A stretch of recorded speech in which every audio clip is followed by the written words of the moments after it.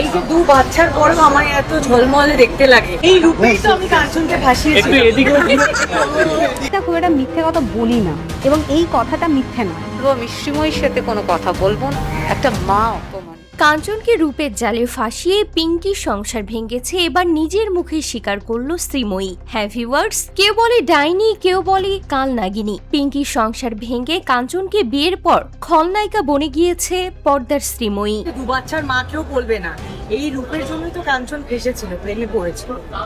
এবার নিজে মুখে সবটা স্বীকার করলেন, বললেন দুই বাচ্চার মা হওয়ার পরেও এই রূপ, আর এই রূপ দিয়ে আমি কাঞ্চনকে ফাঁসিয়েছিলাম। অবশেষে এত বছর পর সত্যিটা নিজেই স্বীকার করে নিয়েছে শ্রীময়ী।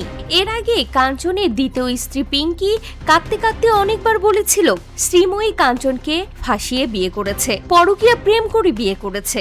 সে সময় পিঙ্কিকে নিয়ে নানান বাজে মন্তব্য করেছিল শ্রীময়ী, কিন্তু সবশেষে পিঙ্কিকে ডিভোর্স দেওয়ার পরে শ্রীময়ীকে বিয়ে করে কাঞ্চন। তখন সবটাই পরিষ্কার হয়ে যায়, আর এবার শ্রীময়ী নিজেই স্বীকার করে নিল যে সে কাঞ্চনকে রূপ দিয়ে ফাঁসিয়েছে। তো ভিউয়ার্স, শ্রীময়ীর এমন মন্তব্য নিয়ে আপনাদের কি মতামত অবশ্যই কমেন্ট করে জানাতে ভুলবেন না।